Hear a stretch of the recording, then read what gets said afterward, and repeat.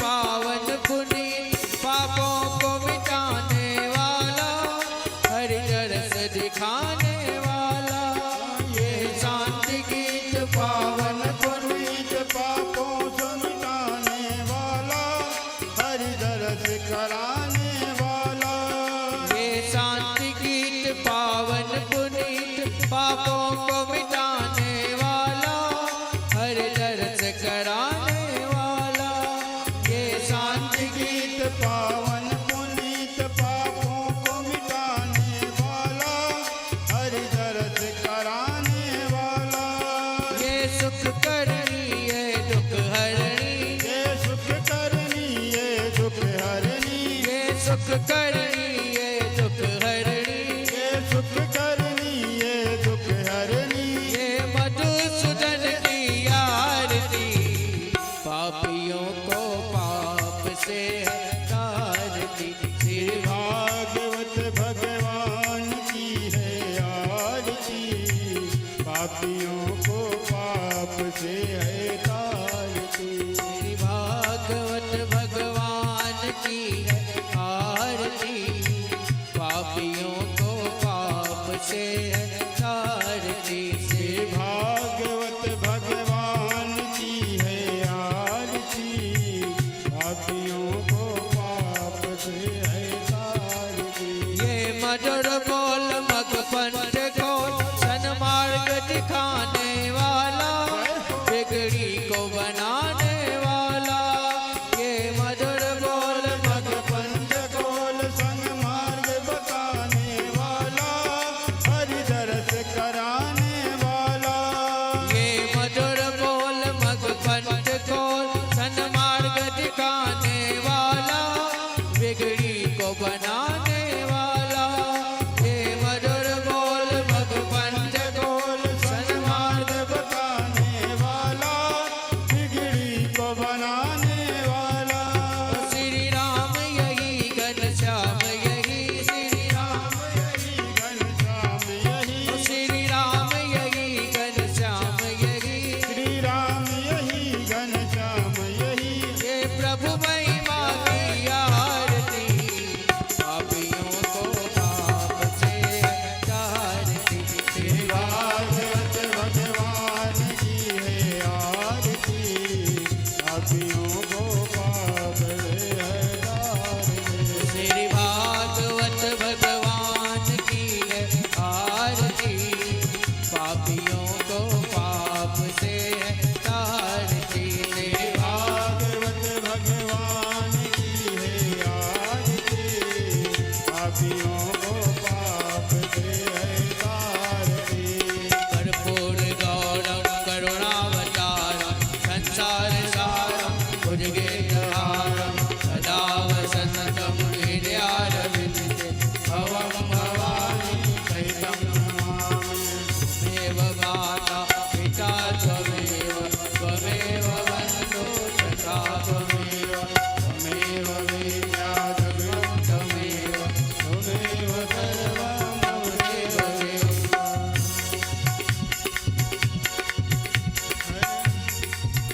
हरे कृष्णा कृष्णा कृष्णा, हरे हरे, हरे राम राम राम हरे हरे। हरे कृष्णा कृष्णा कृष्णा हरे हरे। बोले वृंदावन में हरिलाल की जय हो। जगत जननी श्री राधा महारानी की जय हो। जुगल सरकार की जय हो। श्री गोपाल लाल की जय हो। श्रीमद् भागवत महापुराण की जय हो। सप्ताह ज्ञान यज्ञ की जय हो। ऋषभदेव जी महाराज की जय हो। श्री स्वामी जी महाराज की जय हो। श्री परम पूज्य सदगुरुदेव भगवान की जय हो। जय जय श्री राधे श्याम हरि श्याम। वीणुं कणन्तमरविन्ददलायताक्षम् बर्हावतंसमसिताम्बुदसुन्दराङ्गम् कंदर्पकोटिकमनीय विशेष शोभा गोविन्दमादिपुरुषं तमहं भजामि यो राधिका हृदय सुंदर चंद्रहारा श्री गोपिका नयन जीवन मूलहारा गोलोकधाम धिषण ध्वज आदिदेवा सत्वं विपत्सु असमान परिपाहि पाहि वृंदावने सगिरिराजपते ब्रजेश गोपाल वेशकृत नित्य विहार लीला राधापते श्रुतिधराधिपते धरां त्वम् गोवर्धनो धरणोद्धर धर्मधारा तस्मै नमो मधुजिदङ्घ्रि सरोजभृङ्ग शाण्डिल्यगोत्रकुलवारिधि पूर्णचन्द्र स्त्रीटिकमाय गुरुवेतपरत्र चापि नित्यं यदीयचरणौ शरणं मदीयम्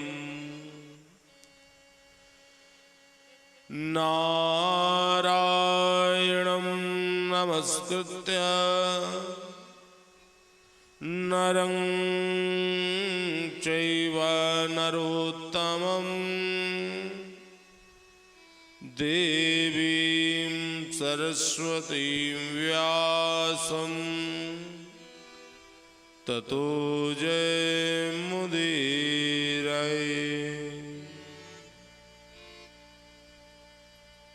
बोलिए श्री वृंदावन बिहारी लाल की जय हो। जगत जननी श्री राधा महारानी की जय हो। राधापति कृष्ण चंद्र की जय हो। सीतापति रामचंद्र की जय हो। लक्ष्मीपति श्रीमन्नारायण की जय हो। श्री जगन्नाथ स्वामी की जय हो। रंगनाथ स्वामी की जय हो।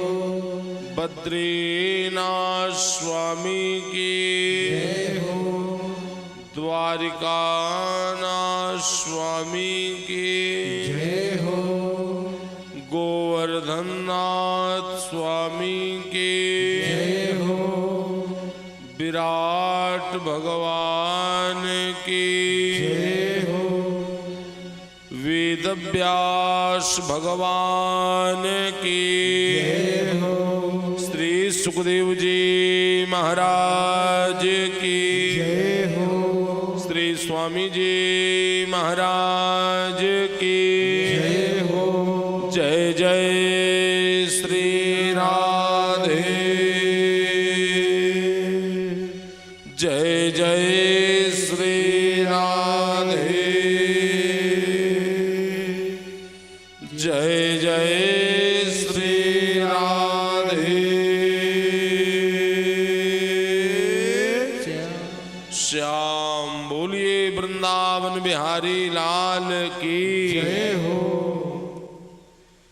देखिए जो ब्रह्मादि सुरवंदित चरणारविंद निर्गुण निराकार स्वेच्छामय गोप भेष माया माये सुभेश सुशील शांत सर्वकांत दांत व्यक्ता व्यक्त निरंजन भारावतारण शोक संताप गसन जरा मृत्यु भयादि हरण शरण भक्त संचित धन,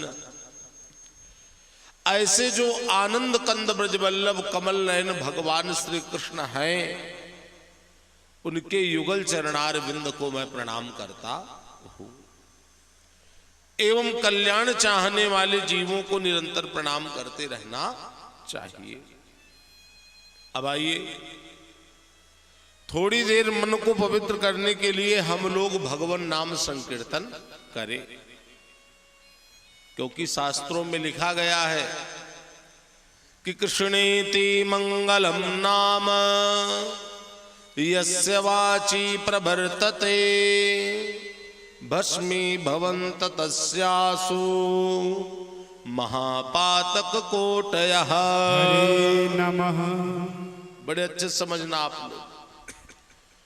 कृष्णेति मंगलम नाम यस्य वाची प्रवर्तते। भगवत भक्तों, भगवान श्री कृष्ण का मंगलमय नाम जिन नर नारियों की जिह्वा पर निरंतर थिरकता रहता है, जो नर नारी निरंतर भगवान श्री कृष्ण के नाम को लेते रहते हैं, यस्य वाची प्रवर्तते, तो भस्मी भवन्त तस्यासु महापातक कोटयः। तो उन नर नारियों के एक दो पाप नहीं, कोटि कोटि महापातक समूल पाप नष्ट हो जाते हैं। तो आइए थोड़ी देर मन को पवित्र करने के लिए हम सब भगवान नाम संकीर्तन करें। बोलिए वृंदावन बिहारी लाल की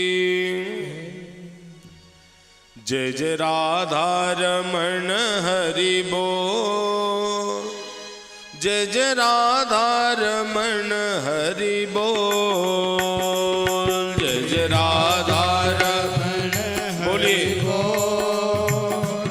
जय जय राधा रमण हरि बोल, जय जय राधा रमण हरि बोल, जय जय राधा रमण हरि बोल,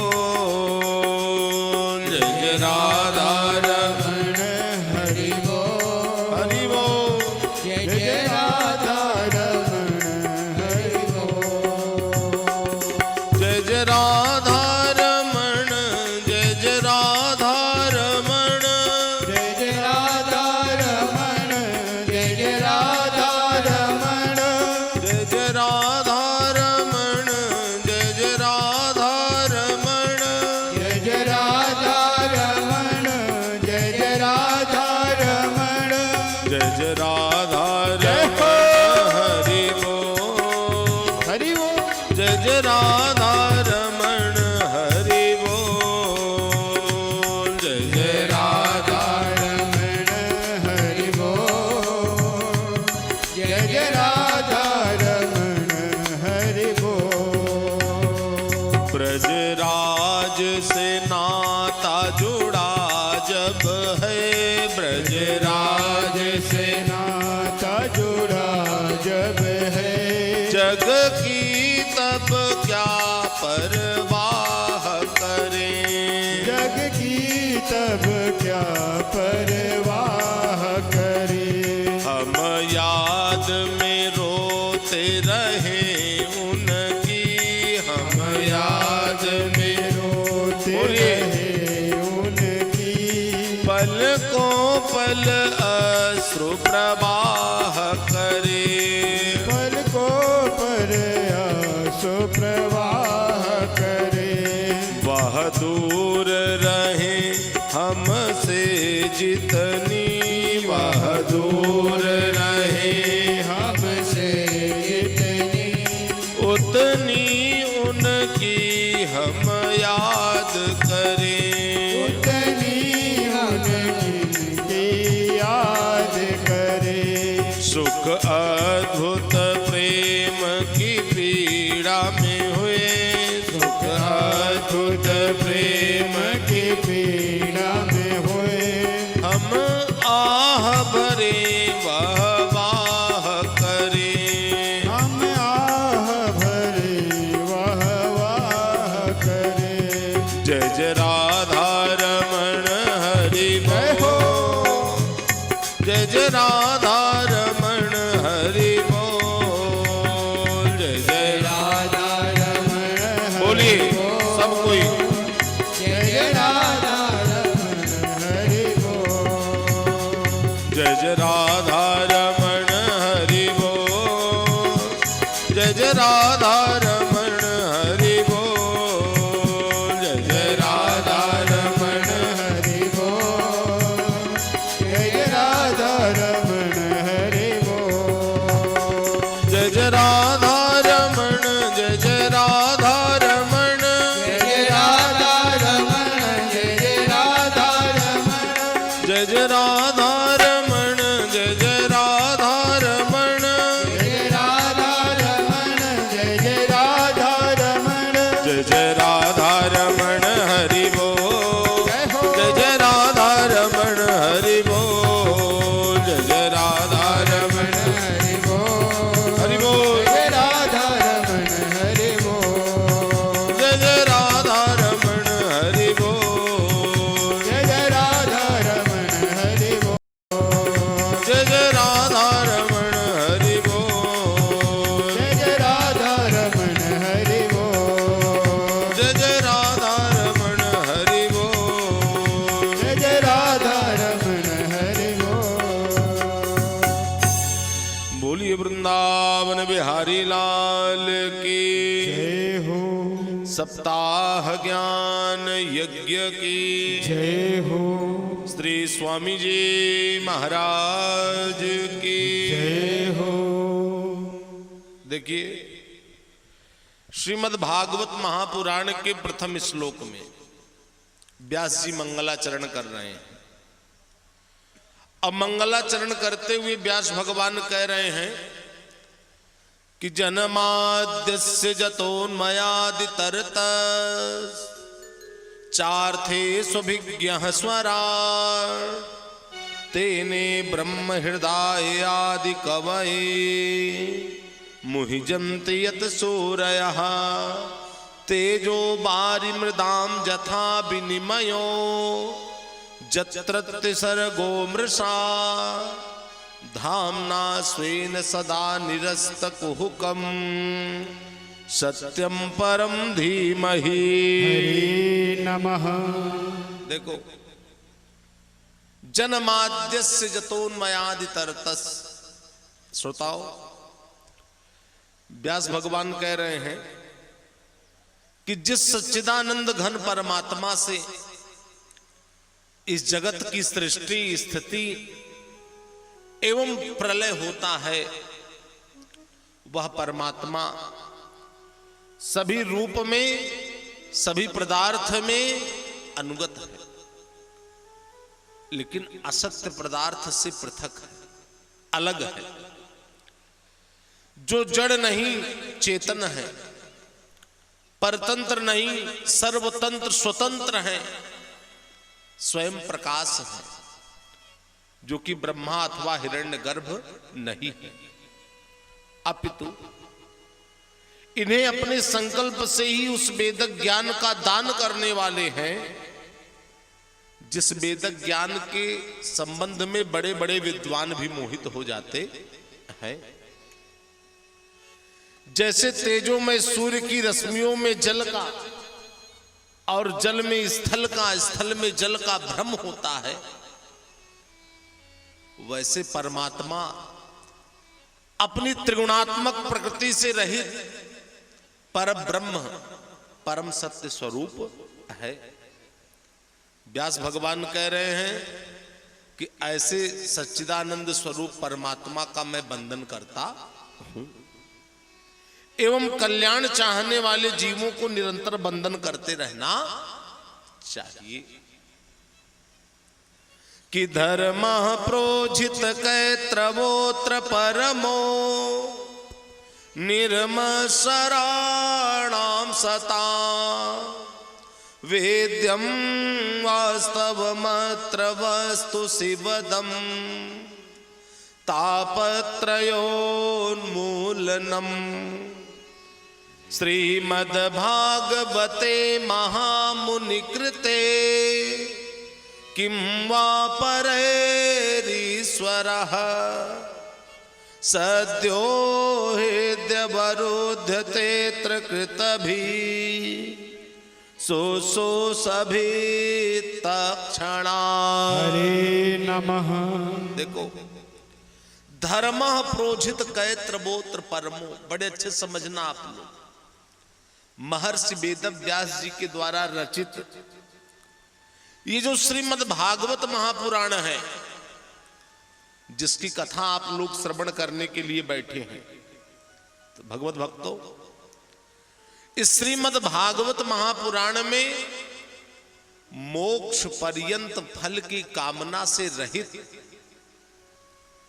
परम धर्म का निरूपण किया गया है। भागवत में, इस श्रीमद् भागवत महापुराण में परमहंस महात्माओं के जानने योग्य, समझने योग्य भागवत धर्म का निरूपण किया गया है, जिसको जान लेने के बाद, जिसको अपना लेने के बाद तापत्रयोन्मूलनम, तीनों प्रकार के ताप, दैहिक, दैविक और भौतिक, ये जड़ से नष्ट हो जाते हैं।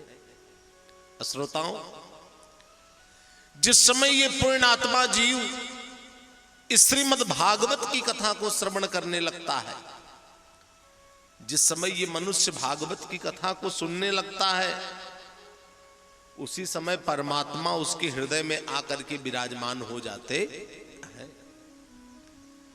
क्योंकि ये जो भागवत की कथा है, कोई साधारण कथा नहीं है। निगम कल्पतरोर्गलितम फलम सुख मुखाद्रमित द्रव संयुतम पिबत भागवतम रसमालयम मुहुरहो रसिका भुवि भावुका। हरे नमः। भगवत भक्तों, ये जो भागवत की कथा है, ये कोई साधारण कथा नहीं है। निगम कल्प तरोर गलितम फलम। निगम माने क्या होता है? निगम माने वेद। तो ये जो भागवत की कथा है, जिसको आप लोग श्रवण करने के लिए बैठे हैं, सुनने के लिए बैठे हैं, तो ये वेद रूपी वृक्ष का पका हुआ फल है भागवत। और एक ऐसा फल है भागवत, न इसमें छिलका है न गुठली, केवल एकमात्र रस ही रस है। इसलिए मुहुरहो रसिका भुवि भावुका।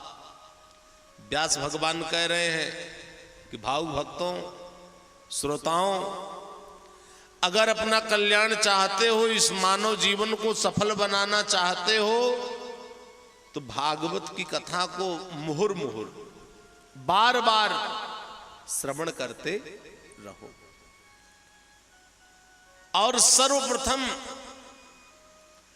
सुखदेव स्वामी जी ने अपने मुख से इस भागवत की कथा का गान करके राजा परीक्षित को सुनाया। सुख मुखाद्रमितद्रव संयुतम। इसलिए भागवत की महिमा और बढ़ गई। देखो, इस श्रीमद् भागवत महापुराण में भगवान के 22 अवतारों का वर्णन किया गया है भागवत में। लेकिन भगवान के 24 अवतार प्रसिद्ध हैं। 22 के अलावा 2 अवतार इस प्रकार से हैं, हंसावतार और हैग्रीव अवतार।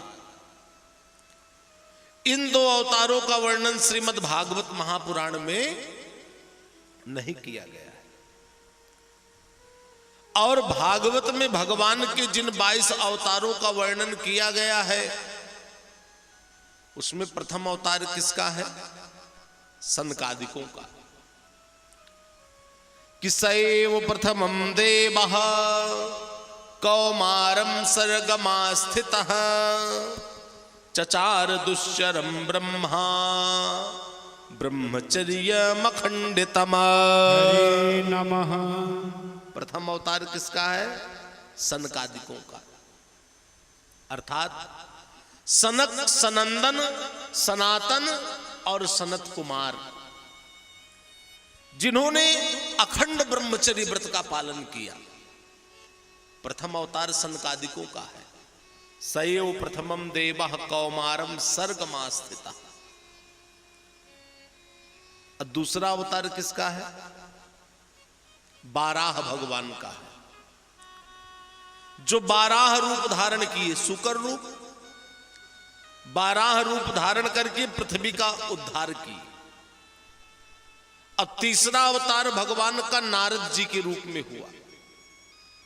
इसमें पंचरात्र पर उपदेश देते हुए बताए कि ये मनुष्य किस प्रकार से इस कर्म बंधन से मुक्त हो सकता है, इसका वर्णन किया। चौथा अवतार भगवान का नर नारायण के रूप में हुआ। भगवान नर नारायण, जिन्होंने ऋषि बनकर के कठिन तपस्या किया। अब पांचवा अवतार कपिल भगवान का है, जिन्होंने सांख्य शास्त्र की रचना किया। जिस शास्त्र को श्रवण करके, जिस शास्त्र के उपदेश को जीवन में उतार करके हम लोग अपना कल्याण कर सकते हैं। छठवां अवतार भगवान का दत्तात्रेय जी के रूप में हुआ। भगवान दत्तात्रेय, जिन्होंने ब्रह्म ज्ञान पर उपदेश दिया। सातवां अवतार भगवान का यज्ञ नारायण के रूप में हुआ, जो देवताओं के साथ मिलकर के मनवंतर की रक्षा की। आठवां अवतार ऋषभ भगवान का है, जो परमहंस महात्माओं का क्या मार्ग है, परमहंस महात्माओं को किस मार्ग पर चलना चाहिए, इसका निरूपण किए, इसका वर्णन किए। और नौवां अवतार भगवान का राजा पृथु के रूप में हुआ, जो पृथ्वी का दोहन करके पृथ्वी के ऊपर 100 अश्वमेध यज्ञ किए।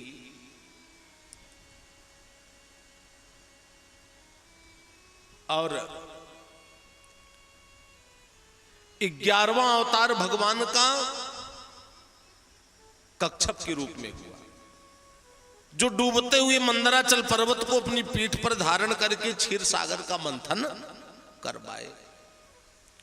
12वां अवतार धन्वंतरी भगवान का है, जो समुद्र से अमृत का कलश लेकर के प्रकट हुए, भगवान धन्वंतरी।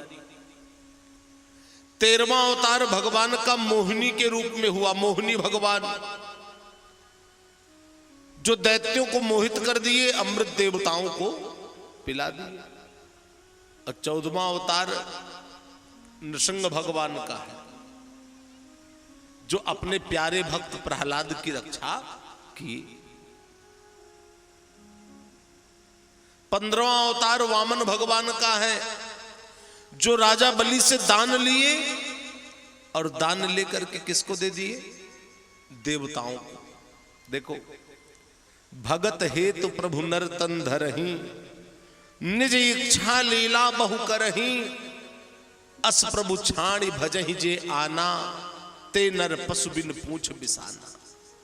भगवान भक्तों के कल्याण के लिए विविध प्रकार से स्वरूप धारण करते हैं। 16वां अवतार भगवान का परशुराम जी के रूप में हुआ। भगवान परशुराम, जो ब्राह्मणों से बैर भाव रखने वाले अधर्मी क्षत्रियों का 21 बार संहार किए।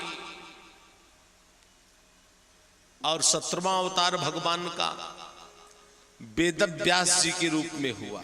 भगवान वेदव्यास, जिन्होंने वेद रूपी वृक्ष की कई नई नई शाखाएं रची। 18वां अवतार कौशल्या आनंद वर्धन, दशरथ नंदन, भक्त जन मन रंजन, कलुष निकंदन आनंद कंद भगवान श्री रामचंद्र जी का है, जो रावण आदि राक्षसों का वध किए, अब मनुष्यों को सुंदर चरित्र सिखाए। और 19वां अवतार भगवान का नयनाभिराम बलराम जी के रूप में हुआ। अब 20वां अवतार यदकुल वारिद पूर्ण चंद्र आनंद कंद ब्रजेंद्र नंदन नंद नंदन कमल नयन भगवान श्री कृष्ण का है।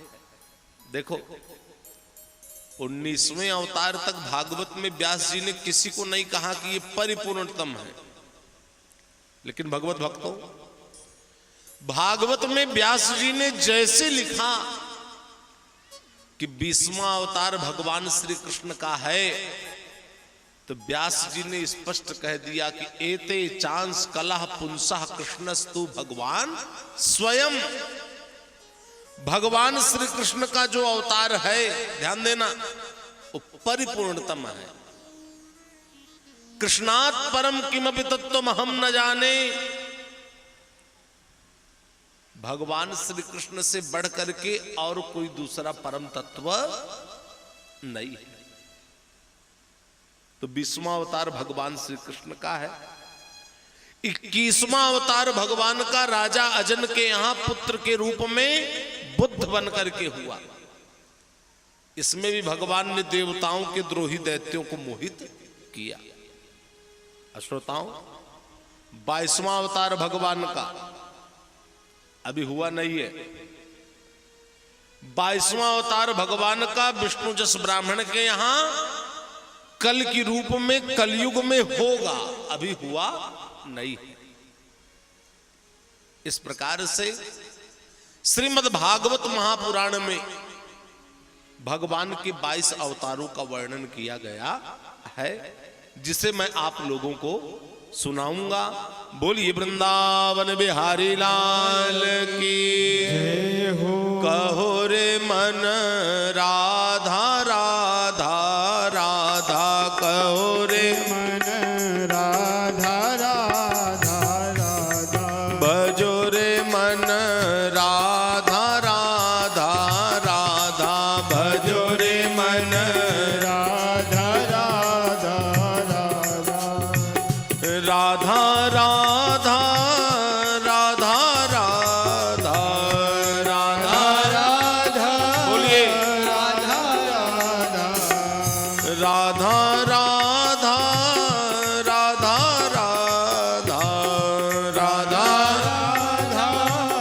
राधा राधा, कहो रे मन राधा राधा राधा, कहो रे मन राधा राधा राधा, भजो रे मन राधा राधा राधा, जोरे मन राधा राधा राधा, राधा नाम जपत शिव नारद, राधा नाम रपत शिव नारद, राधा नाम जपत शिव नारद, राधा नाम जपत शिव नारद, काटत भव कर बाधा, काटत भव भय बाधा, कहो रे मन राधा राधा राधा, कहो रे मन राधा राधा राधा, भजो रे मन राधा राधा राधा, भजो रे मन राधा राधा राधा। बोलिए वृंदावन बिहारी लाल की जय हो। अब पुनः सौनकादि ऋषि सूत जी से भागवत की कथा सुनने की जिज्ञासा कर रहे हैं। और जिज्ञासा करते हुए सौनकादि ऋषि कह रहे हैं कि हे सूत जी, सूत सूत महाभाग वदनो वदतांबर, कथां भागवतीं पुण्या जदाह भगवान सुकः हरे नमः। कि सूत सूत महाभाग वदनो वदतांबर। सौनकादि ऋषियों ने कहा कि हे सूत जी, आप भाग्यवान हैं महाराज, आप कृपा करें, दया करें, और कृपा करके दया करके आप हमको वो भागवत की कथा सुनाए महाराज, जिस भागवत की कथा का वर्णन करके सुखदेव स्वामी जी ने राजा परीक्षित को सुनाया था। आप हमको वही भागवत की कथा सुनाइए,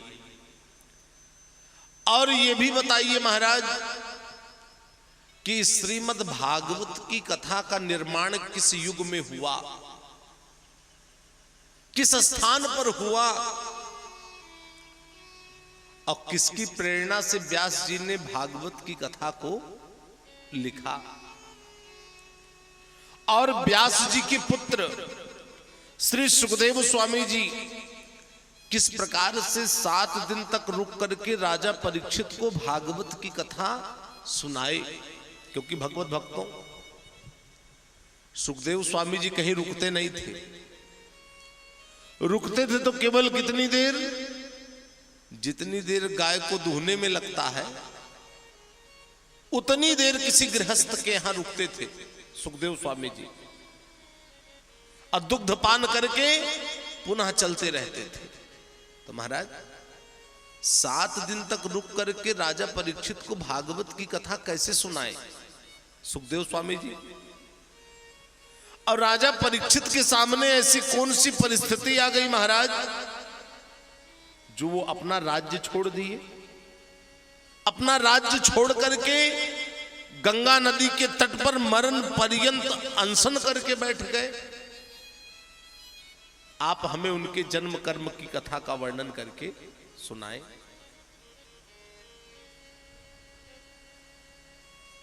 तो सूत जी ने कहा कि सौनकादि ऋषियों,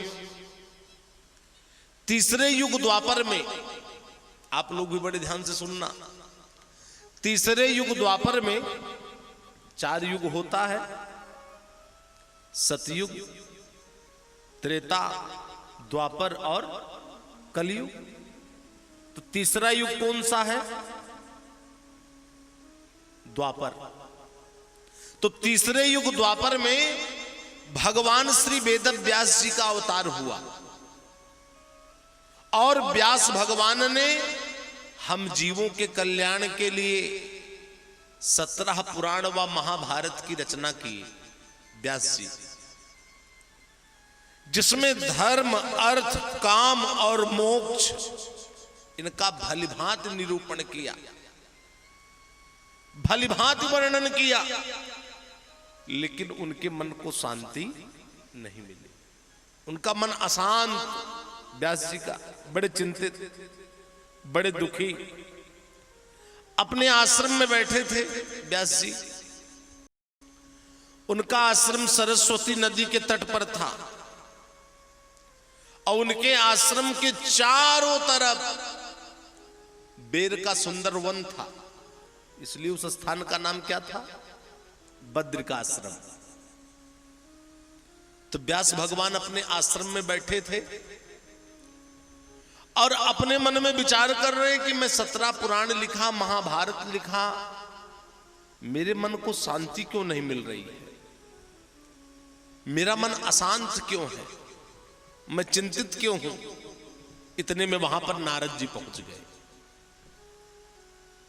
और नारद जी को आया हुआ देख करके व्यास जी उठ करके खड़े हो गए, नारद जी को प्रणाम किए। तो नारद जी ने व्यास जी को देखा। नारद जी बोले, व्यास जी क्या बात है, आप बड़े उदास दिखाई दे रहे हो महाराज, आपके उदास होने का कारण क्या है, बताइए। तो व्यास जी हाथ जोड़ लिए, बोले नारद जी आप तो त्रिकालज्ञ हैं महाराज, और सबके हृदय की बात को जानने में आप समर्थ हैं, आपसे कुछ छिपा हुआ नहीं है। आप ही बताइए कि मेरा मन अशांत क्यों है, मैं चिंतित क्यों हूं, मैं दुखी क्यों हूं? तो नारद जी ने कहा कि व्यास जी, आपने 17 पुराण व महाभारत की रचना किया, जिसमें धर्म, अर्थ, काम, मोक्ष इनका भलीभांति निरूपण किया, भलीभांति वर्णन किया, लेकिन आनंद कंद कमल नयन भगवान श्री कृष्ण के गुणों का गान आपने प्रायः नहीं किया। यही आपकी अशांति का कारण है। नारद जी कह रहे हैं कि व्यास जी, न जद बचश्चेत्र पदम हरे जसो जगत पवित्रम प्रगणित करहि चिद तदबायसं तीर्थ मुसंति मानसा न जत्र हंसा निरमंत शिक्षाया। हरे नमः। नारद जी कह रहे हैं कि व्यास जी, जिस वाणी से जगत को पवित्र करने वाले आनंद कंद ब्रजबल्लभ कमल नयन भगवान श्री कृष्ण के गुणों का गान नहीं किया जाता,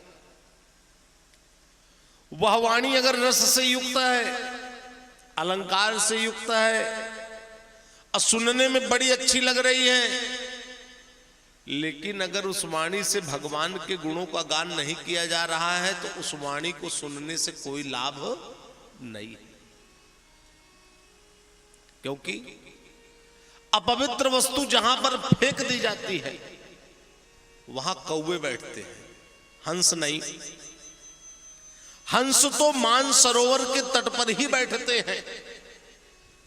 श्रोताओ, जो भगवान का गुणानुवाद है वो मानसरोवर के समान है।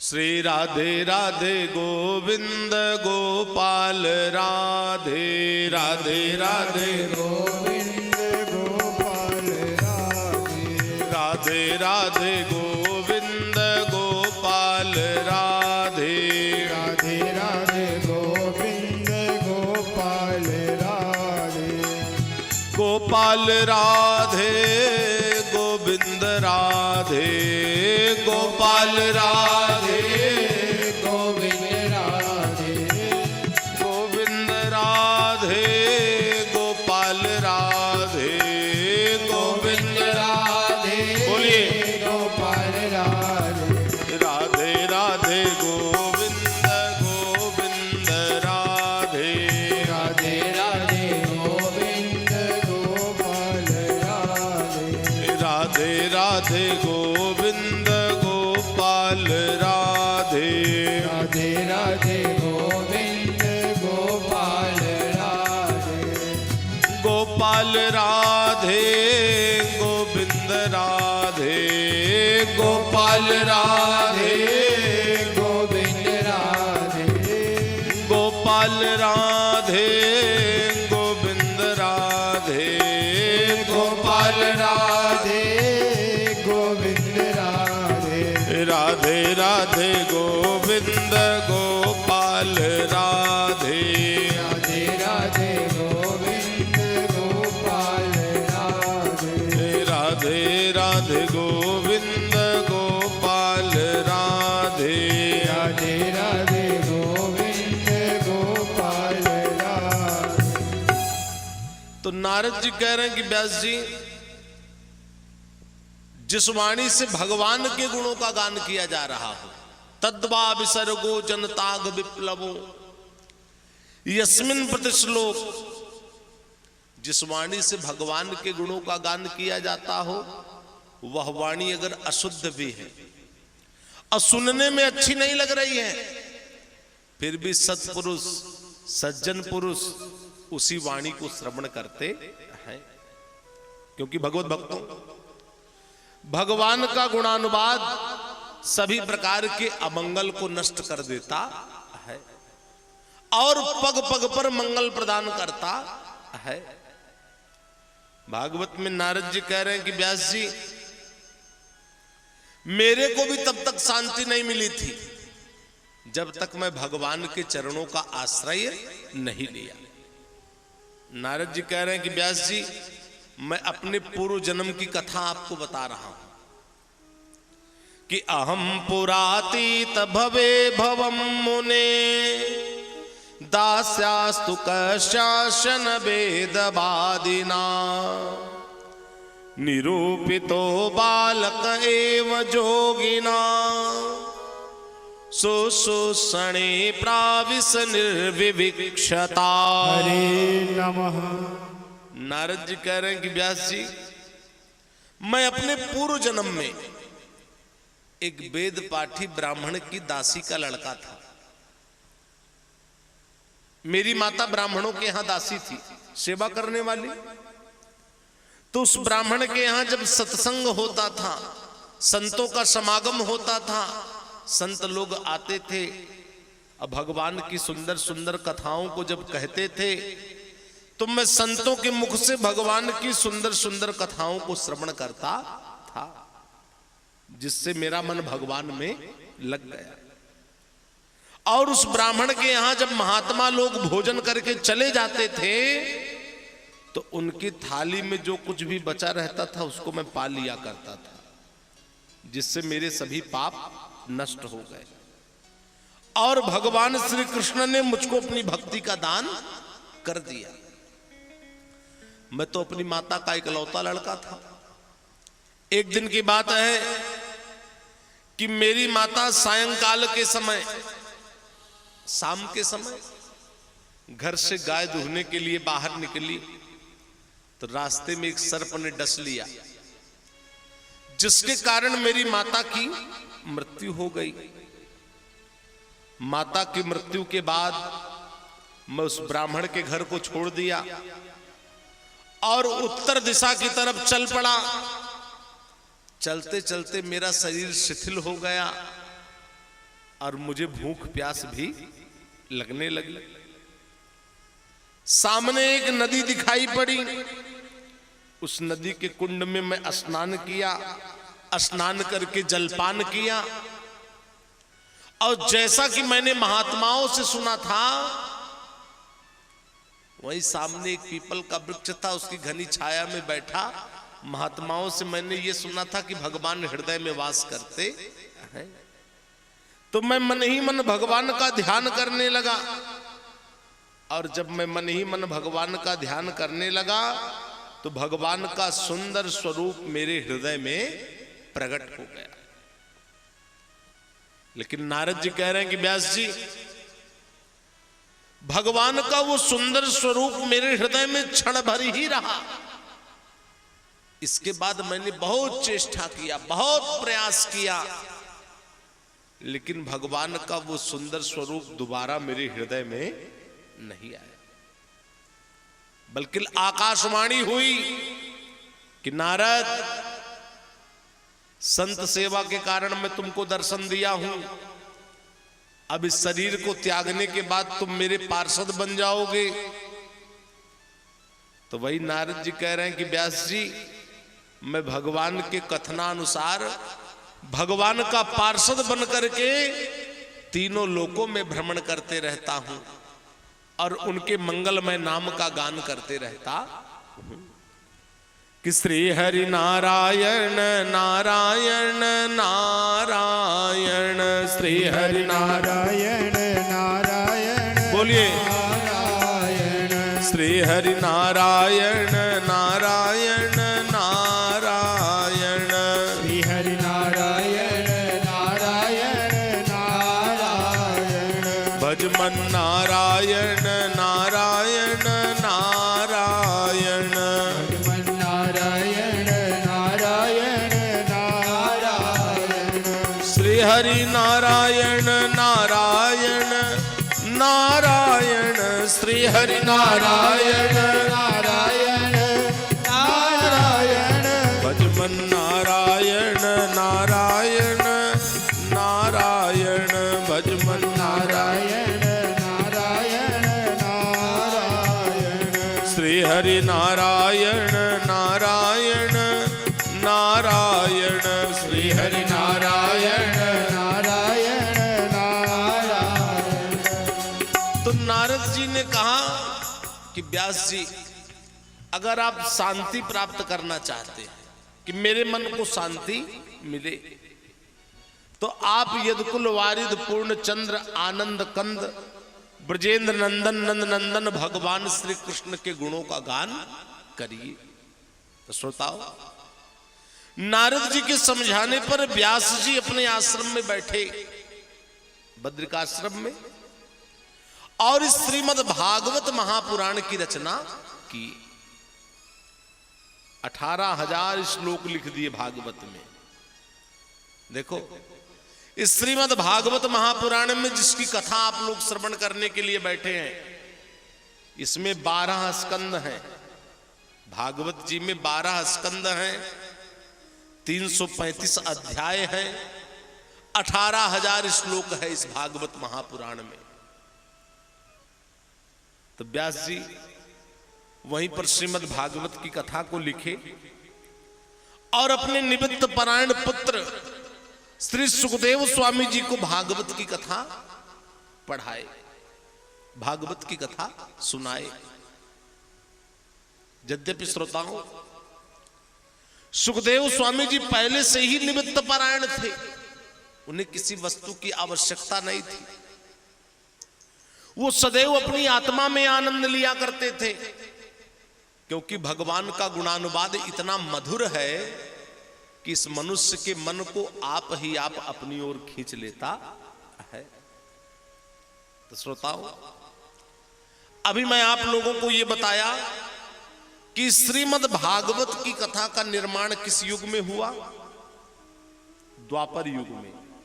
किस युग में? द्वापर में। और किस स्थान पर हुआ? बद्रिकाश्रम में। और किसकी प्रेरणा से व्यास जी ने भागवत लिखा? नारद जी की प्रेरणा से व्यास भगवान ने भागवत की कथा लिखा। अब पुनः सौनकादि ऋषि सूत जी से कह रहे हैं, भागवत की कथा सुनने की जिज्ञासा करते हुए, महाराज आप पांडवों के जन्म कर्म व उनके स्वर्गारोहण की कथा का वर्णन करके हमें सुनाए। तो सूत जी बोले कि सौनकादि ऋषियों, यदा मृधे कौरव सृंजयाना वीरे स्वथो वीर गतिम गतेषु ब्रिकोदरावेद गदाभिमर्श भगने रुदंडे धृतराष्ट्रपुत्रे हरे नमः। कि यदा मृधे कौरव सृंजयाना। ध्यान देना, जिस समय महाभारत का युद्ध समाप्त हो चुका था, यदा मृधे कौरव सृंजयानाम, जिस समय महाभारत का युद्ध समाप्त हो चुका था, ध्यान देना, अब भीमसेन की गदा से दुर्योधन की जांग टूट चुकी थी। उस समय अश्वत्थामा अपने स्वामी दुर्योधन का प्रिय कार्य समझ करके द्रौपदी के 5 पुत्रों के सिर को काट करके दुर्योधन को भेंट कर दिया। उस समय द्रौपदी अपार दुख में डूब गई और अपने नेत्रों से अश्रुओं की धारा बहाने लगी। तो इस दृश्य को अर्जुन देखे। अर्जुन बोले कि द्रौपदी, मैं तुम्हारे नेत्र के आंसू को तब तक नहीं पोंछूंगा जब तक उस ब्राह्मणा अधम अश्वत्थामा का सिर काट करके मैं तुमको भेंट नहीं कर देता। उसके सिर पर पांव रख करके तुम स्नान करोगी, पुत्रों की अंत्येष्टि क्रिया कर्म करोगी। ऐसी प्रतिज्ञा करके अर्जुन भगवान श्री कृष्ण को अपना सारथी बनाए, अश्वत्थामा का पीछा किए मारने के लिए। और जब अश्वत्थामा ने देखा कि मैं बिल्कुल अकेला हूं, असहाय हूं, अब मेरे को मारने के लिए मेरा पीछा कौन कर रहा है? अर्जुन। तो अश्वत्थामा घबरा गया और घबरा करके अश्वत्थामा ने अर्जुन के ऊपर अपना ब्रह्मास्त्र छोड़ दिया। अब ब्रह्मास्त्र बड़े वेग से अर्जुन की तरफ आने लगा। अब ब्रह्मास्त्र के तेज को जब अर्जुन देखे तो अर्जुन के समझ में ही नहीं आ रहा था कि ये भयानक तेज मेरी ओर कहां से आ रहा है, कैसे आ रहा है, जिसका निवारण मैं नहीं कर पा रहा हूं। तो अर्जुन दोनों हाथ जोड़ ली। भगवान अर्जुन का रथ चला रहे थे। अर्जुन दोनों हाथ जोड़े और भगवान से बोले कि कृष्ण कृष्ण महाबाहो भक्तानाम भयंकरः त्वमेको दहिजमानानां पवर्ग्रोसे संसते। हरे नमः।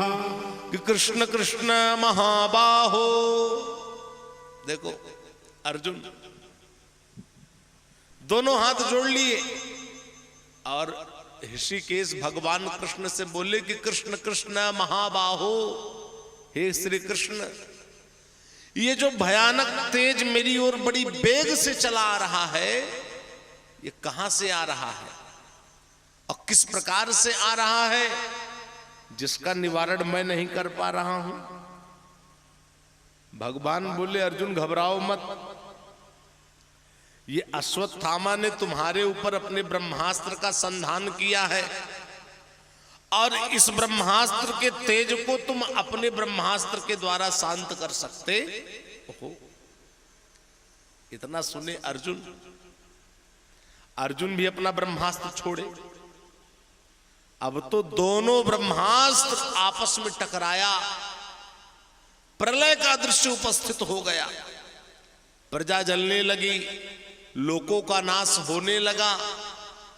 तो भगवान अर्जुन की तरफ देखे, क्योंकि भगवान जान रहे हैं ना कि ब्रह्मास्त्र को अर्जुन ही लौटा सकता है, अश्वत्थामा नहीं लौटा सकता।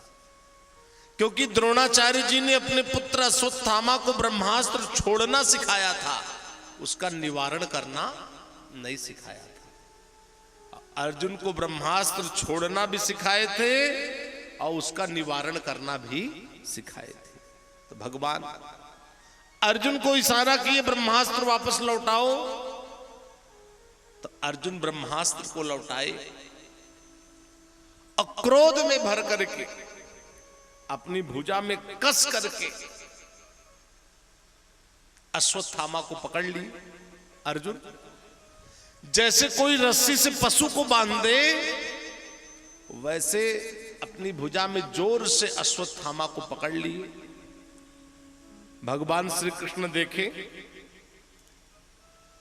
बोले अर्जुन इस नीच ब्राह्मण को मार डालो,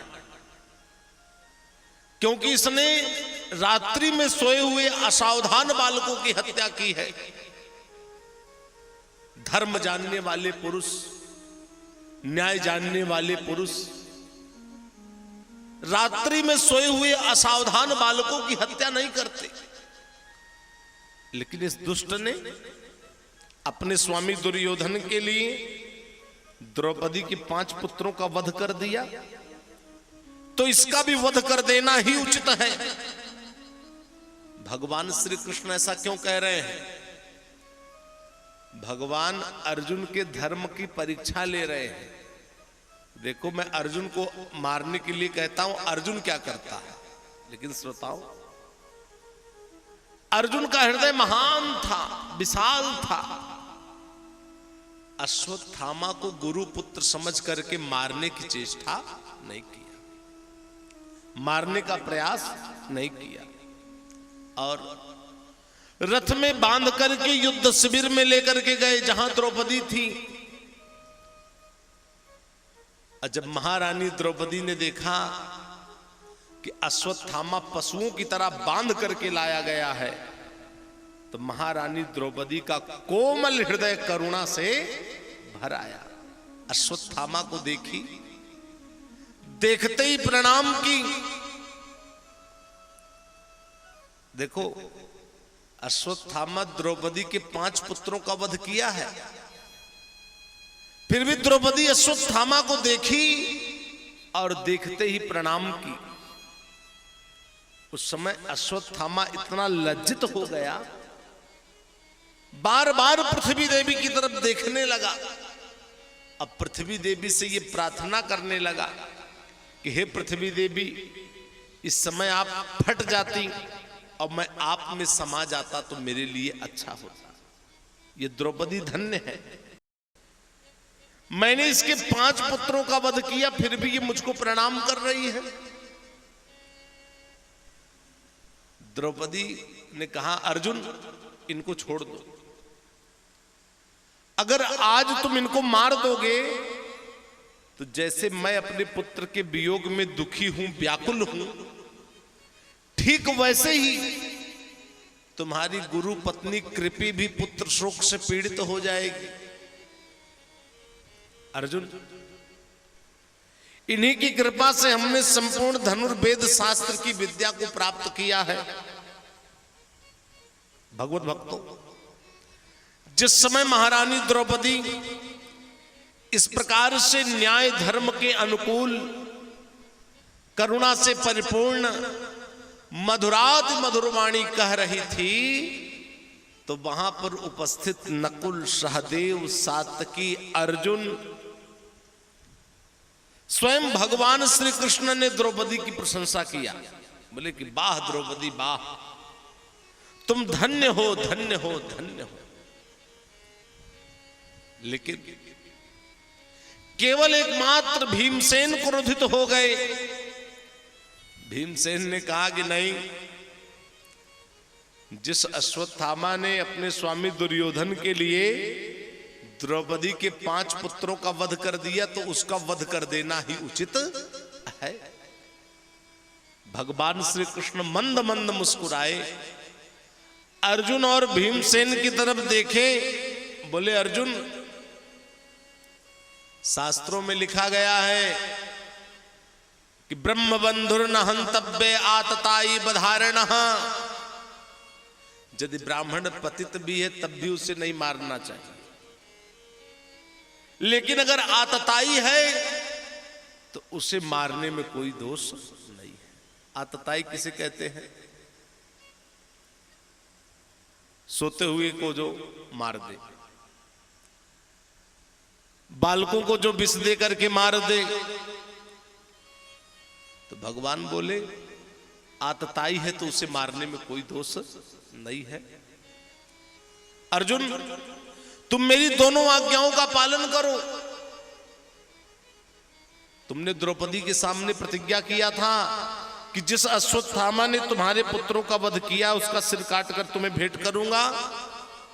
इसके सिर की मणि, अश्वत्थामा के सिर में जो मणि थी, भगवान बोले बालों के साथ इसको उतार लो। यही ब्राह्मणाधमों का वध है।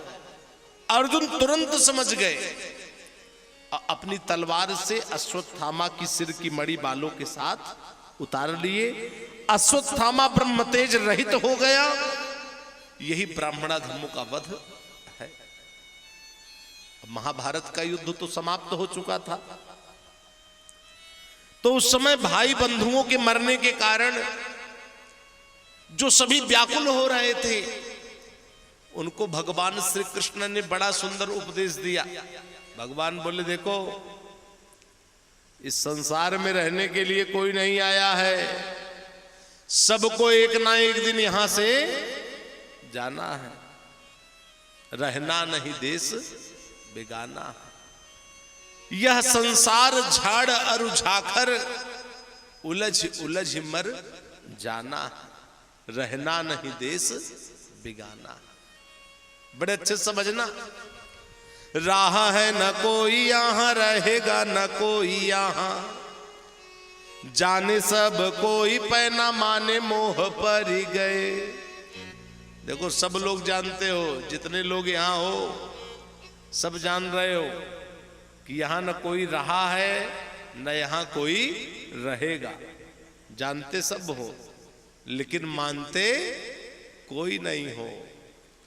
जान सब रहे हैं कि संसार में ना कोई रहा है ना कोई रहेगा, लेकिन मानते नहीं है। हम तो सोचते हमको तो यही रहना है, लेकिन श्रोताओं अच्छे से समझ लो, रहना नहीं देश बिगाना है। तभी तो संतों ने कहा कि अरे मन समझी समझी पग धरिए, अरे मन समझी समझ पग धरिए, अरे मन समझी समझी पग धरिए, अरे मन समझ समझ पग धरिए। इस जग में अपना नहीं कोई, इस जग में अपना नहीं कोई, इस जग में अपना नहीं कोई, इस जग में अपना नहीं कोई, परछाई सो डरिए, परछाई तो डरिए। अरे मन समझी समझी पग धरिए, अरे मन समझ समझ पग धरिए। दुनिया दौलत कुटुंब कबीला, दुनिया दौलत कुटुंब कबीला, दुनिया दौलत कुटुंब कबीला, दुनिया दौलत बोलिए कुटुंब कबीला, इनसे नेह कबहू नहीं करिए, इनसे नेह कबहू नहीं करिए। अरे मन समझ समझ पग धरिए, अरे मन समझ समझ पग धरिए। आप लोग समझ रहे हैं कि नहीं? अरे मन समझ समझ पग धरिए। भगवान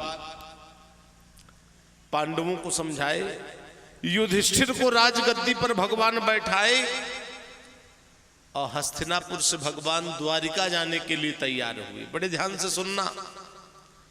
जैसे ही भगवान द्वारिका जाने के लिए तैयार हुए, श्री कृष्ण रथ पर बैठे, तो क्या देखते हैं कि सामने से उत्तरा दौड़ती हुई चली आ रही है। अब दोनों हाथ उठा करके भगवान की भूरी भूरी स्तुति कर रही है कि पाहि पाहि महायोगिन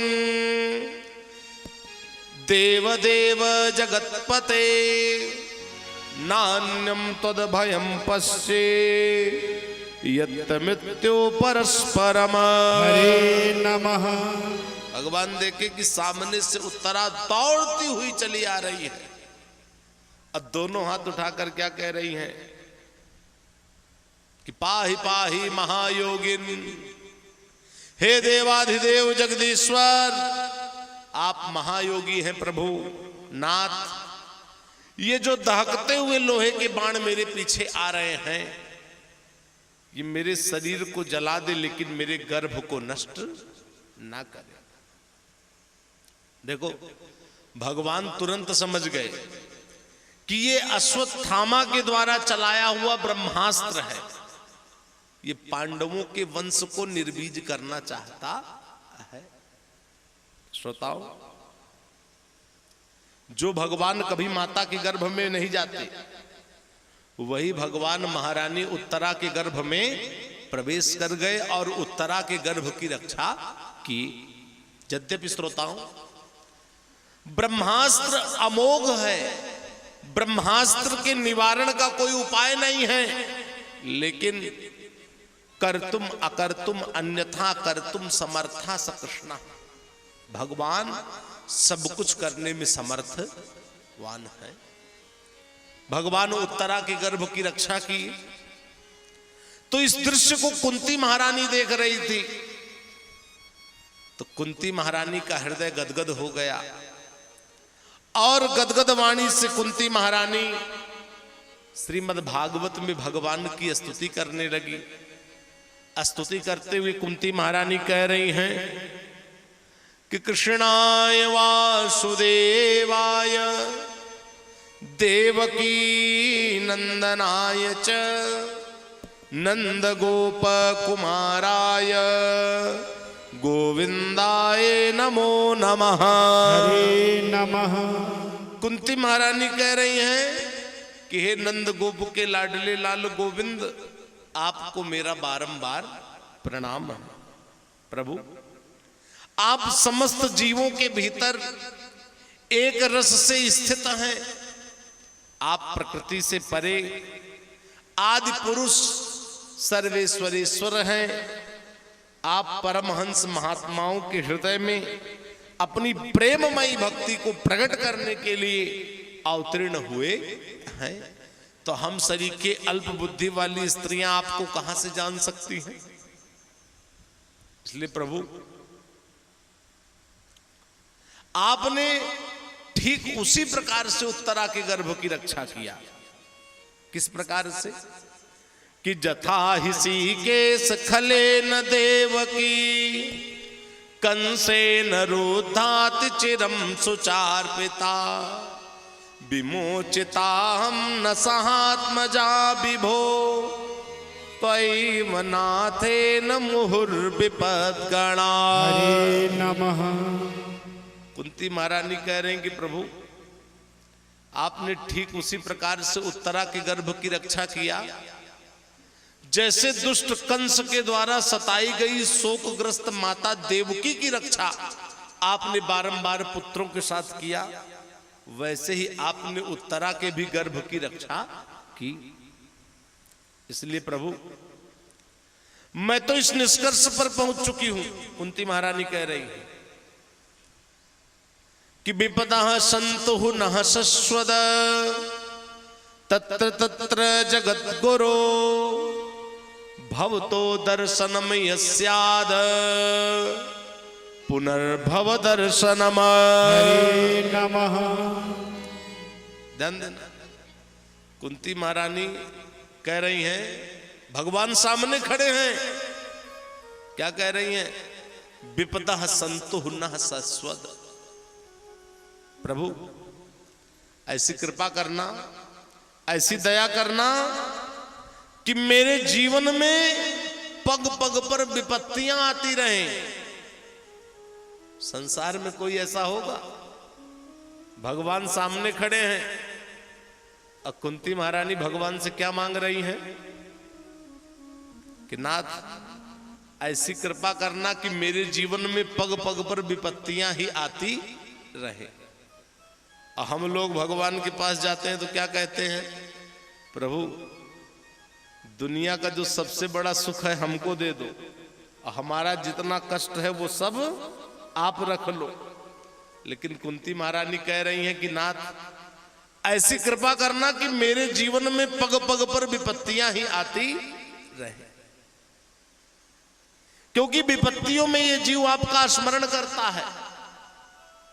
जो लोग ऊंचे कुल में जन्म लिए हैं, ऐश्वर्य से युक्त हैं, विद्या से युक्त हैं, ऐसे अभिमानी लोग तो आपका नाम भी नहीं लेते। प्रभु, उन धनवानों से तो वो निर्धन परम धन्य हैं, जो निर्धन होते हुए भी परम धन रूपी आपके नाम को लेते रहते हैं। तभी तो संत लोग कहते हैं, हमारो धन राधा श्री राधा, श्री राधा हमारो धन राधा, श्री बोलिए, राधा श्री राधा हमारो धन राधा, श्री राधा, श्री राधा हमारो धन राधा, श्री राधा श्री राधा परम धन राधा, श्री राधा, श्री राधा परम धन राधा, श्री राधा श्री राधा हमारो धन राधा, श्री राधा, श्री राधा हमारो धन राधा, बोलिए, श्री राधा श्री राधा जीवन धन राधा, श्री राधा, श्री राधा जीवन धन राधा, श्री राधा श्री राधा बरसाने वाली राधा, राधा राधा राधा राधा बरसाने वाली राधा, राधा राधा राधा राधा बरसाने वाली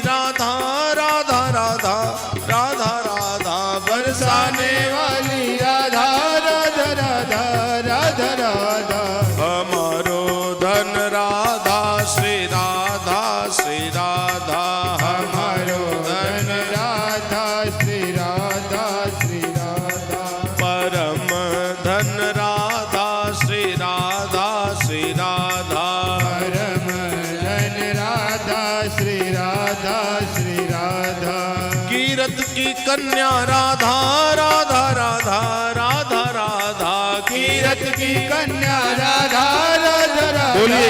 राधा राधा कीरत की कन्या राधा राधा राधा राधा राधा कीरत की कन्या राधा राधा राधा राधा राधा हमारो धन राधा श्री राधा श्री राधा हमारो धन राधा श्री राधा श्री राधा परम धन राधा श्री राधा श्री राधा परम धन राधा श्री राधा श्री राधा। बोलिए वृंदावन बिहारी लाल की जय हो। कुंती महारानी कह रही हैं कि प्रभु जब आप मनुष्यों की तरह लीला करते हैं तो उस समय कौन जान सकता है कि आप जगत के ईश्वर हैं, आप जगत के स्वामी हैं। नाथ आपकी बाल लीला का एक दृश्य मेरे को याद आ रहा है। कुंती महारानी कह रही है भगवान से, भगवान बोले आप तो हमारी बुआ हैं, आपके सामने तो मैं बहुत सारी लीलाएं किया हूं, लेकिन एक ही दृश्य याद आ रहा है। कौन सा दृश्य याद आ रहा है बताइए। तो कुंती महारानी ने कहा कि प्रभु मुझे वो दृश्य याद आ रहा है कि गोप्या दधे त्वयि कृतागशिदाम तावद याते दशासु कलिलांजन संभ्रमाक्षम वक्त्रम निनीय भय भावनया स्थितस्य सामा विमोहयति भीरपि जद विभीति। हरे नमः। प्रभु मुझे आपकी बाल लीला का वो दृश्य याद आ रहा है जब आपने मैया जसोदा की दही भरी मटकी को फोड़ दिया था और मैया जसोदा को आपने खूब खिझा दिया था, जिसके कारण मैया जसोदा आपको पकड़ करके रस्सी से उखल में बांध रही थी। तो उस समय आपके कमल सरीखे बड़े बड़े नेत्रों से अश्रुओं की धारा बह चली थी और काजल कपोलों पर बिखर गया था। तो नाथ उस दृश्य को देख करके मैं आश्चर्यचकित रह गई कि जो काल के काल ईश्वर के ईश्वर आप हैं प्रभु, मैया जसोदा के बंधन से डर गए। तो ये आपकी लीला नहीं तो और क्या है।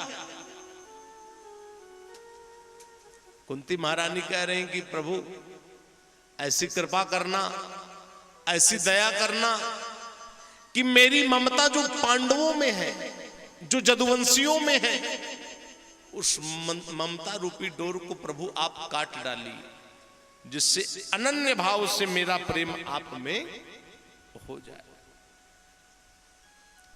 भगवान कुंती महारानी की स्थिति सुने मंद मंद मुस्कुराए। भगवान बोले ठीक है, अभी मैं हस्तिनापुर में ही रुक जाता हूं। हस्तिनापुर में भगवान रुक गए। तो जो उत्तरा के गर्भ की रक्षा किए थे, ध्यान देना, शुभ समय में महारानी उत्तरा के गर्भ से महाराज परीक्षित का जन्म हुआ और जन्म के समय वो बालक इतना तेजस्वी दिखाई पड़ता था कि मालूम होता था कि महाराज पांडु ने जन्म ले लिया। पौत्र के जन्म की बात महाराज युधिष्ठिर सुने, बड़े प्रसन्न हुए।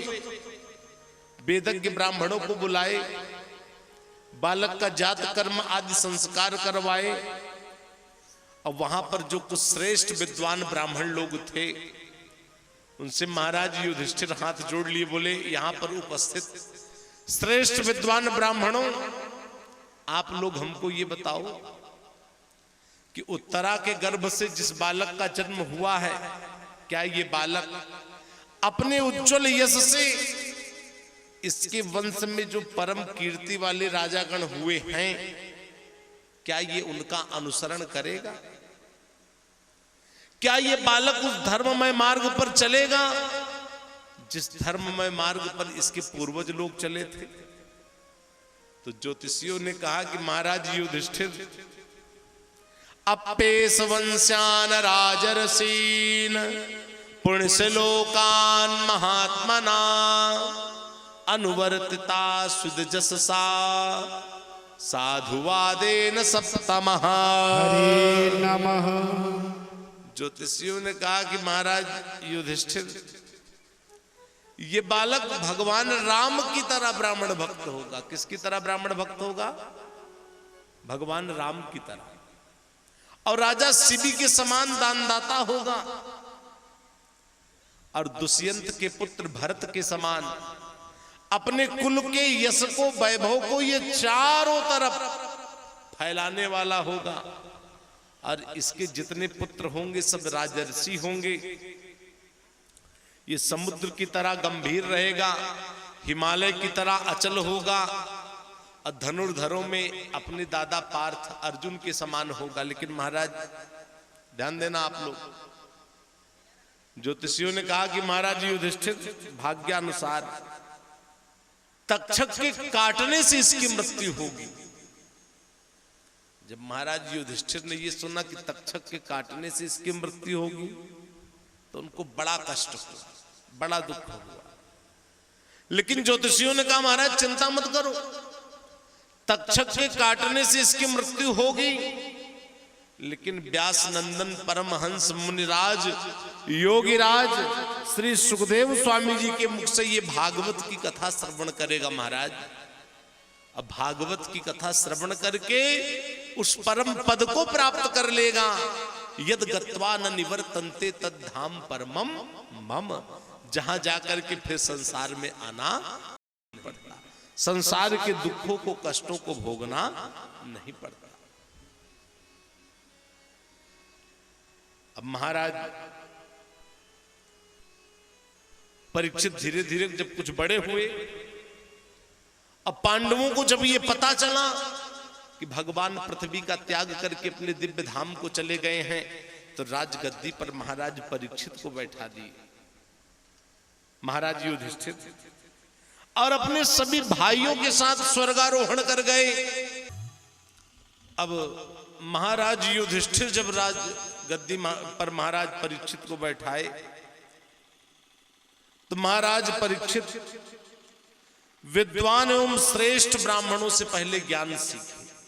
क्योंकि सौनकादि ऋषियों ने कहा कि सूत जी महाराज आप हमको ये बताओ कि जब पांडव लोग स्वर्गारोहण कर गए और महाराज परीक्षित जब राजगद्दी पर बैठे, तो वो किस प्रकार से शासन की। तो महाराज सौनकादि ऋषियों के प्रश्न को जब सूत जी सुने, सूत जी ने कहा कि ऋषियों, जब पांडव लोग स्वर्गारोहण कर गए और महाराज परीक्षित राजगद्दी पर बैठे, तो ततः परीक्षित द्विजवर्य शिक्षया मही महाभागवतः ससास। आप लोग बड़े ध्यान से सुनना। जब पांडव लोग स्वर्गारोहण कर गए और महाराज परीक्षित राजगद्दी पर बैठे, तो पहले विद्वान और श्रेष्ठ ब्राह्मणों से ज्ञान सीखे। क्योंकि भगवत भक्तों, श्रोताओं, नेतृत्व करने वाला राजा, राज्य करने वाला राजा धर्मशील होना चाहिए, अधर्म परायण नहीं होना चाहिए। तभी तो भरत जी ने अयोध्या वासियों से कहा कि कहां साच सब सुन पति आहू, चाहिए धर्मशील नर नाहू। नेतृत्व करने वाला राजा, राज्य करने वाला राजा धर्मशील चाहिए। महाराज परीक्षित में सभी महान गुण विद्यमान थे। जब राजगद्दी पर बैठे तो पहले विद्वान एवं श्रेष्ठ ब्राह्मणों से ज्ञान सीखे। फिर महाराज विराट की कन्या इरावती के साथ अपना विवाह किए महाराज परीक्षित, और कृपाचार्य को आचार्य बना करके गंगा नदी के तट पर 3 अश्वमेध यज्ञ किए। और यहीं पर जब पता चला कि मेरे राज्य में कलयुग प्रवेश कर गया है, हाथ में धनुष बाण लेके निकल गए महाराज परीक्षित। तो एक दिन जहां पर रुके थे वहीं से थोड़ी दूर पर बड़ी आश्चर्यजनक घटना घटी। धर्म बैल का रूप धारण करके विचरण कर रहा था और पृथ्वी देवी गाय का रूप धारण करके विचरण कर रही थी। एक स्थान पर दोनों की भेंट हुई। पृथ्वी देवी जो गाय का रूप धारण की थी, उनके नेत्र से आंसू बह रहे थे। धर्म ने देखा, कहा कल्याणी तुम्हें क्या दुख है, तुम अपने नेत्रों से अश्रुओं की धारा क्यों बहा रही हो। तो पृथ्वी देवी जो गाय का रूप धारण की थी बोली, भैया धर्म, आप तो सब कुछ जानने वाले हैं, सब कुछ समझने वाले हैं। जब से सौंदर्य के धाम करुणा निधान भगवान इस पृथ्वी का त्याग करके चले गए हैं, तब से इस पृथ्वी पर कहीं भी शांति नहीं है। चारों तरफ अधर्म का साम्राज्य है। यही देख करके मुझको दुख हो रहा है, कष्ट हो रहा है। देखो, पृथ्वी देवी और धर्म, इनमें बातें हो रही थी। इतने में एक पुरुष वहां पर पहुंचा और उन दोनों पर ऐसे प्रहार करने लगा, मारने लगा, जैसे उनका कोई स्वामी ना हो। इतने में तत्र गो मिथुनम राजा हन्यमान मनाथवत, महाराज परीक्षित पहुंच गए वहां पर। देखे, बोले अरे मेरे राज्य में इन मूक पशुओं पर प्रहार करने वाला ये अधर्मी प्राणी है कौन। महाराज परीक्षित देखे,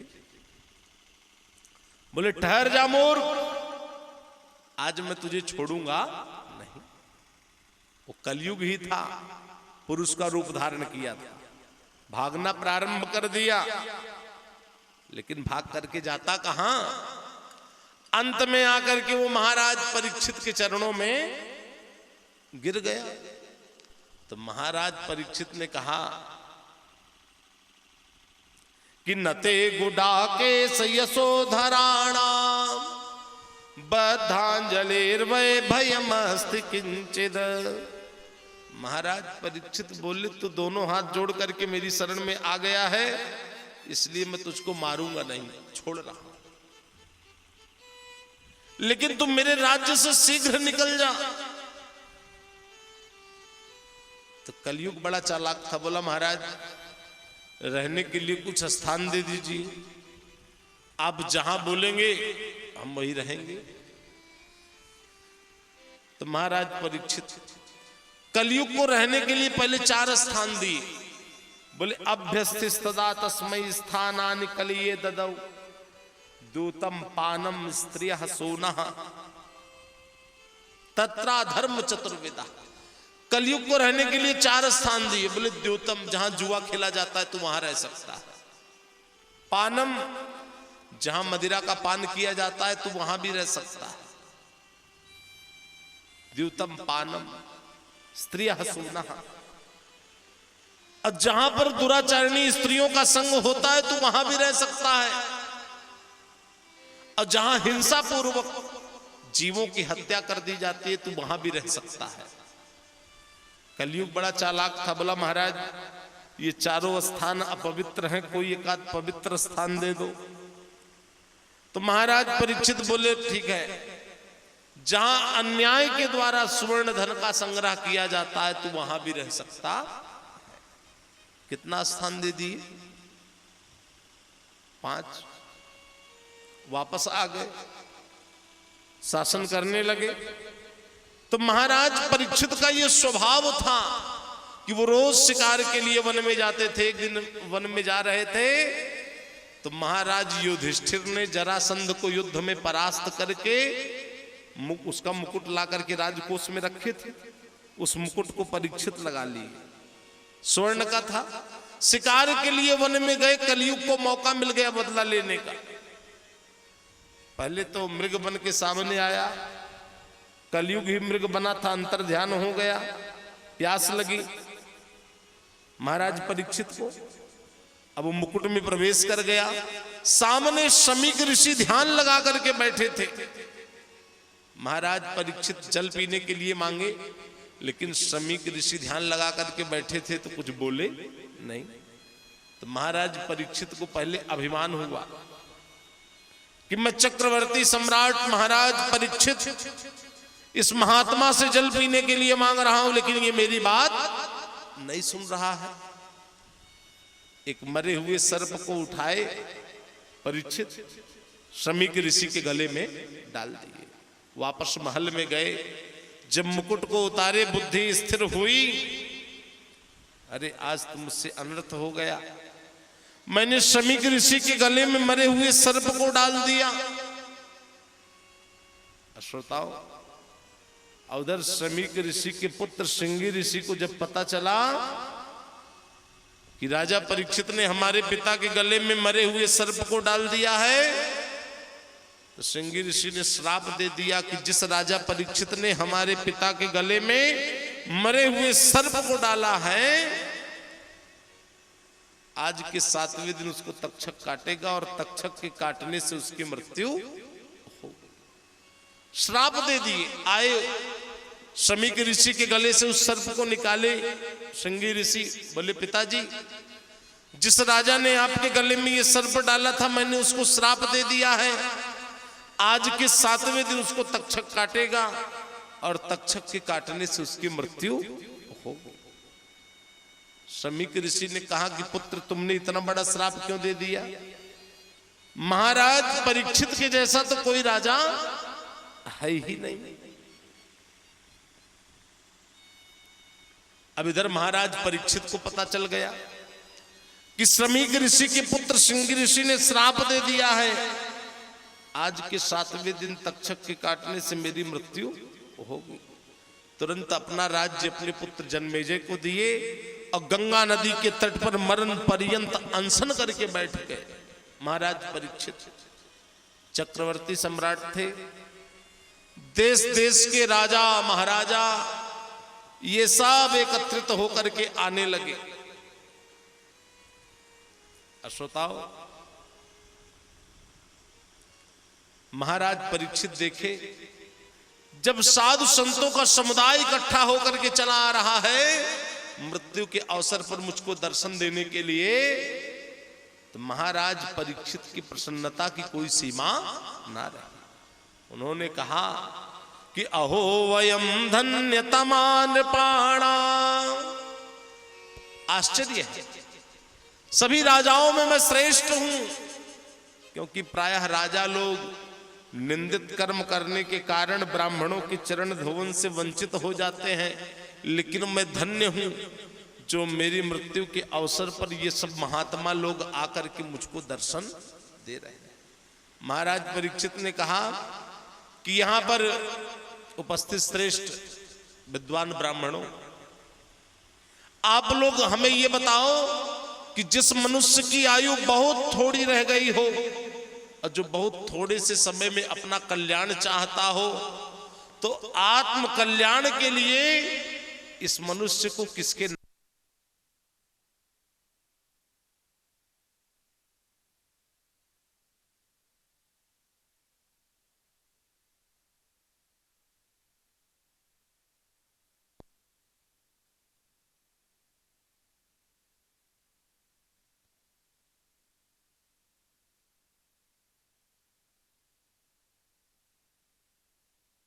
योगीराज श्री सुखदेव स्वामी जी का आगमन हुआ।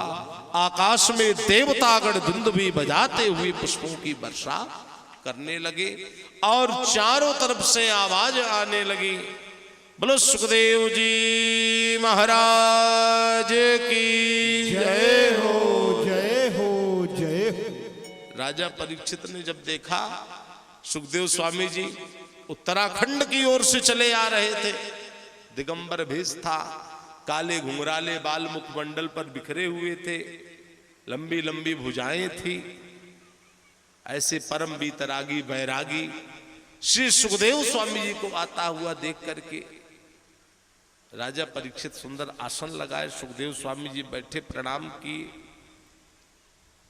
परीक्षित हाथ जोड़ लिए और क्या बोले कि अतः पृच्छामि संसिद्धिम जोगिनां परमं गुरुं पुरुषस्येह जत्कार्यं म्रियमाणस्य सर्वथा नमः।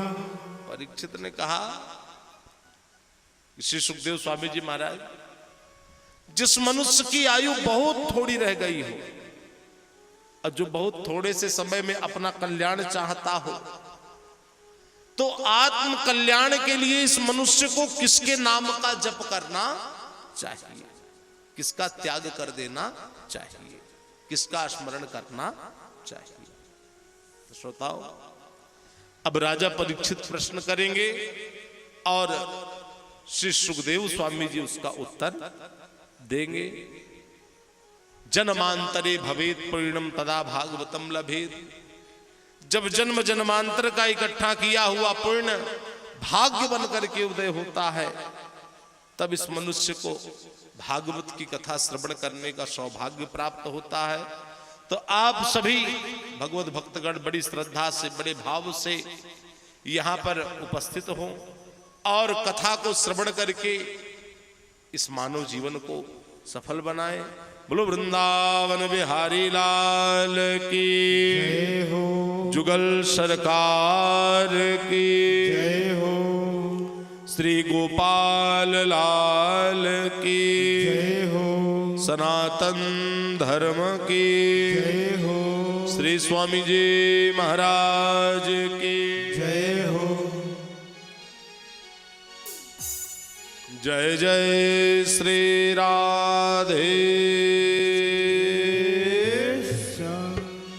वृंदावन में हरिलाल की जय हो। ओम चंद्रमा मनसो जात चक्षो सूर्यो जायत, जय हो श्री श्रोत्रद्वायुष्य प्राणस्य मुखात् अग्निर्जायत।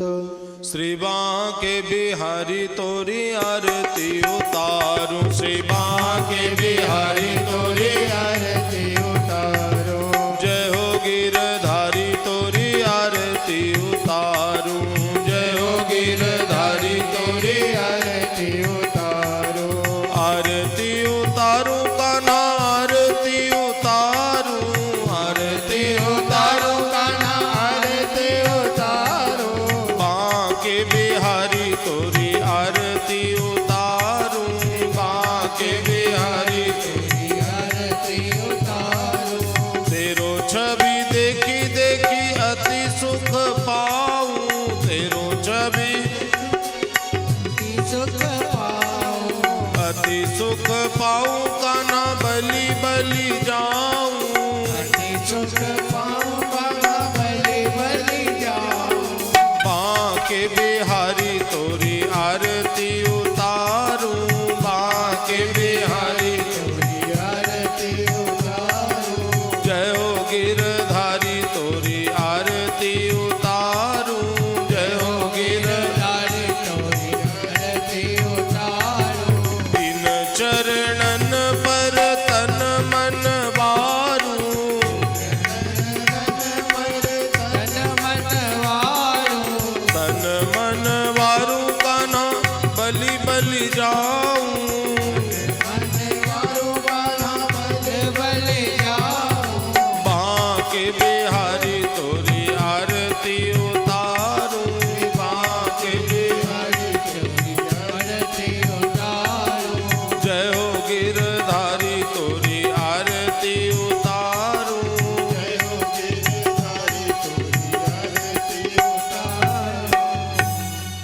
ओम जय तीर्थानि प्रचरन्ति श्रीकास्तानि खङ्गणा ते खाग्गं सहस्रयोजनेव धन्वानि तन्मसि।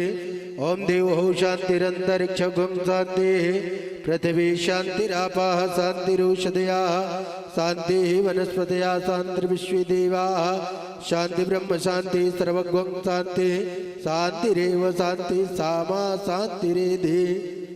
ओम जगनेन जगन्मय जन्त देवास्तानि धर्माणि प्रथमान्यासन्नाते अनाकं महिमाना सचन्त जत्र पूर्वे साध्या सन्तु देवा नाना सुगन्ध पुष्पाणि यथा कालोद्भवानि च पुष्पाञ्जलिर्मया दत्तं गृहाण परमेश्वर सारहृदे मंत्र पुष्पाञ्जलिं समर्पयामि। बोले वृंदावन बिहारी लाल की जगज्जननी श्री राधा महारानी की जय जय श्री राधे।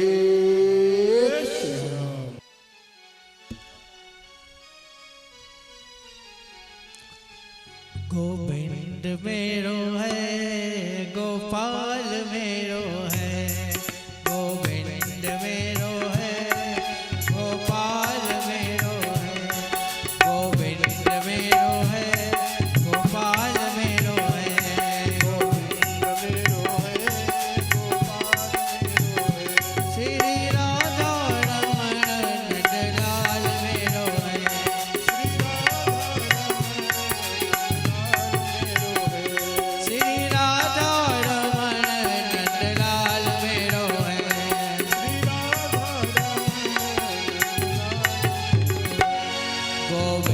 मेरो है गोपाल मेरो है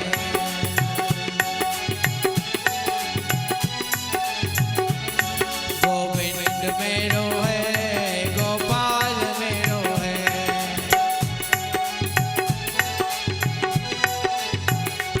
श्री राधा रमण नंदलाल मेरो है